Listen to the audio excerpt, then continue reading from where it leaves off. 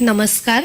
आमचा गट क्रमांक 22 ज्ञानगंगा इंग्लिश मीडियम स्कूलच्या आम्ही तिघी शिक्षिका, मी सौ मानसी सोनपेटकर, मी सौ मंजुषा गारखेडकर आणि मी सौ योगिता पाटील आज आपल्यासमोर घर, नदी, पावसाळा या विषयांवर आधारित बालकवितांचे अभिवाचन सादर करत आहोत. घर म्हणजे चार भिंतींचं नुसतं बांधकाम नसतं, तर ते असतं आपुलकीचं, मायेचं आणि आठवणीचं ठिकाण. तर अशाच भावभावनांनी युक्त आणि आपुलकीनं सजलेलं घर बघूयात कवी धुंडीराज जोशी यांच्या कवितेतून. कवितेचं शीर्षक आहे घर. घर नाही चार भिंती, घर असते देखण्याकृती. घर नाही एक वस्तू, घर म्हणजे आनंदी वास्तू. घर नाही नुसत्या खोल्या, घरात हव्या भावना ओल्या. घरात हवा जिव्हाळा, घर शिक्षणाची पहिली शाळा. घर नाही नुसता पसारा, घर नाही केवळ निवारा.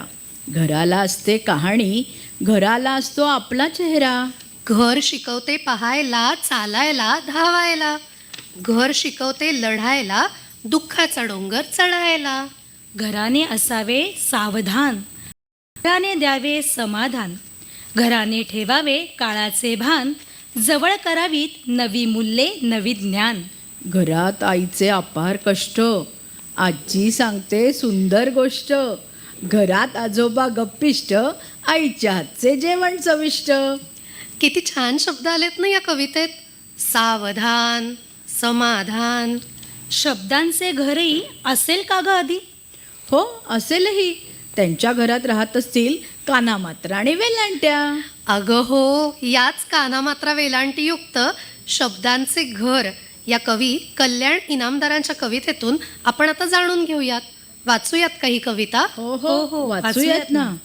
सुंदर सुंदर शब्दांचे सुंदर सुंदर घर, त्यातून काही हळवे हळवे राहत होते स्वर. घरात होता काना मात्रा वेलांटीचा मेळ, एकोप्याने खेळायाचे सगळे अक्षर खेळ. विरामचिन्हांचीही होती सोबत वरचे वर, सुंदर सुंदर शब्दांचे सुंदर सुंदर घर. एखाद्याची धुसफूस सुद्धा हवी हवीशी छान, प्रत्येकाला अर्थ वेगळा सुखदुःखांचे भान. मधले अंतर कुरवाळा या रेघांचे छप्पर, सुंदर सुंदर शब्दांचे सुंदर सुंदर घर. कानोकानी कुजबुजताना अंकुर मन कोवळा, वाट मोकळी होऊन लागे कवितेचाही लळा. अवतीभोवती झिरपत राही गाणे काळीजभर, सुंदर सुंदर शब्दांचे सुंदर सुंदर घर. आवडली का ग कविता? हो अगं, आवडली ही कविता. पण यातली एक ओळ माझ्या मनाला विशेष भावली. ती म्हणजे मधले अंतर कुरवाळा या रेघांचे छप्पर. अगं हो, म्हणूनच आपण प्रत्येक शब्दावर शिरोरेष देतो, तेच मग होते रेघांचे छप्पर. अगं, पण काही मुलांच्या लेखनातील हे छप्पर उडून जरा वरच गेलेलं दिसतं आणि काहींचे तर शब्दांचे घरच तिरपे तिरपे जाते. अगं, म्हणजे ही काय जादूच झाली का काय?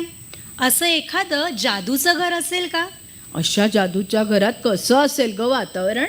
अगं, ऐकायचंय का मग जादूच्या या घराविषयी? ही बघा कविता, जादूचं घर. कवयित्री विद्या बापट. तुझ्यासाठी घर बांधीन जादूचं ग, जादूचं ग. उडणार धावणार चाकांचं गाई, चाकांचं गाई. जादूच्या घराला पाचूचा रंग, सोन्याच्या जमिनीवर चमकेल अंग. चोर डाकून नाही उघडायचं ग, नाही उघडायचं ग. तुझ्यासाठी घर बांधीन जादूचं ग, जादूचं ग. जादूच्या बागेत परीराणी राहील, फळा फुलांची बारमाय लयलूट करील. चिंचा रोज खाल्ल्या तरी नाही रागवायचं ग, नाही रागवायचं ग. तुझ्यासाठी घर बांधीन जादूचं ग, जादूचं ग. दारं खिडक्या दरवाजेही असतील गुणी, वेड्यासारखं धावलो तरी पडणार नाही कुणी. किती उड्या मारल्या तरी रागवायचं नाही, रागवायचं नाही. तुझ्यासाठी घर बांधीन जादूचं ग, जादूचं ग. तुला घेऊन देईन एक जादूची कांडी, गॅस नको, रॉकेल नको, नको भांडी कुंडी. साखरेसाठी क्यूत नाही रखडायचं ग, नाही रखडायचं ग. तुझ्यासाठी घर बांधीन जादूचं ग, जादूचं ग. डबे बाटल्या बरण्या कधी संपायच्या नाही, जाम जेली लाडू वाचून व्हायचंच नाही. फ्रीज भरून आईस्क्रीम रोज चापायचं ग आई, रोज चापायचं ग. तुझ्यासाठी घर बांधीन जादूचं ग, जादूचं ग. आला मंतर होता सारा स्वयंपाक होईल, छू मंतर काम तर कर स्वच्छ होईल. सखू वाचू तुझं नाही अडायचं ग, नाही अडायचं ग. तुझ्यासाठी घर बांधीन जादूचं ग, जादूचं ग. रोज चल गाठूया महाबळेश्वर, एकोवरच पाहिजे तर मुक्काम कर. सामान सुमान काही नाही बांधायचं ग, नाही बांधायचं ग. तुझ्यासाठी घर बांधीन जादूचं ग, जादूचं ग. अगं, या कवितेतील जादूच्या घराप्रमाणे जरी घर असले तरी शेवटी घराच्या अंगणात पडलेल्या पावसाची, त्यात ओले चिंब भिजण्याची आणि हिरवी शाल पांघरलेली सृष्टी पाहण्याची मजा काही औरच आहे. अशाच आशयाची आणि तडतड, गडगड आणि कडकड असे नादमाधुर्ययुक्त शब्दांचा वापर करून कवी राजा ढाले यांची पडघमवरती टिपरी पडली ही कविता आता वाचूयात. पडघमवरती टिपरी पडली तडम तडतड तडम, कौलारावर थेंब टपोरे तडम तडतड तडम. म्हातारी हरभरे भरडते ढगात गडगड गडम, थेंबासोबत वीज कोसळे कडम कडकड कडम. थेंबाभोवती जलात उठती तरंग थरथर तरंग, नाचू लागले अंगण सारे आनंदाचे तरंग. पाऊस धारा मध्येच वारा, पान पान सळसळून, धरतीच्या रंध्रा रंध्रातून संगीत आले जुळून. वा वा वा, मस्त संगीत जुळून आले. पाऊस धारांचे पाणी या प्रकाश किरणांना पाजा, आणि कगा हे प्रकाश गाणे ताना पिही निपाजा, ताना पिही निपाजा. ही इंद्रधनुष्यांची कमान जणू काही पावसाच्या स्वागतासाठी सज्ज असते. हो, मग या पावसाचं स्वागत कविवर्य केशव वसेकर यांनी कसं केलं आहे ते या कवितेतून आता सादर करूयात. पावसाचे स्वागत विजांनी केले, धडाडधूम आवाज केले, एकदम उजेड गपकन अंधार, मुलांनी घेतला घराचा आधार. आभाळात ढगांनी मांडला गोंधळ, त्यातून खाली पाऊस सांडला.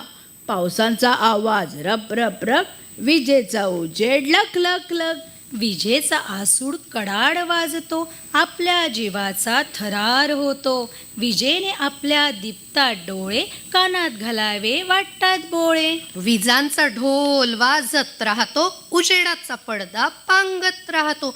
पाहणे होते न होते तोवर अंधाराचा पडदा क्षणात पडतो. घरात बसायची भोगीत सजा, तरीही मुले लुटतात मजा. दारांची करतात उघड जा, विजांचा खेळ बापरे बाप. अखेर विजेचे फ्यूज उडते, सारे काही शांत होते. आनंदावर त्यांच्या पडते विरजण, विजावे जसे जळते सरपण. रात्री स्वप्नात येतो पाऊस, पुरवून जातो उरलेली हौस. विजेचा कडाड आवाज होतो, झोपेतून त्यांना जागे करतो. थोपटून थोपटून झोपवते आई, गाऊन गाऊन गोड अंगाई. विजेचा आवाज विरून जातो, रात्री पुरता सरून जातो. पावसाचे पाणी नदीला जाऊन मिळते आणि मग ही नदी दुथडी भरून वाहू लागते. ऋग्वेद काळापासूनच आपण आपल्या नद्यांना माता मानतो. त्यामधील नदी सूक्तही खूप प्रसिद्ध आहे. कोणत्याही प्रकारचा भेदभाव न ठेवता ही नदी माता आपल्या सर्वांना जल देते. तर मग वाचूयात कवी कुसुमाग्रज आपल्या या नदीमाय या कवितेत काय म्हणत आहेत ते. नदीबाई माय माझी डोंगरात घर, लेकरांच्या मायेपोटी येते भूमीवर. नदीबाई आई माझी निळे निळे पाणी, मंद लहरीत गाते ममतेची गाणी.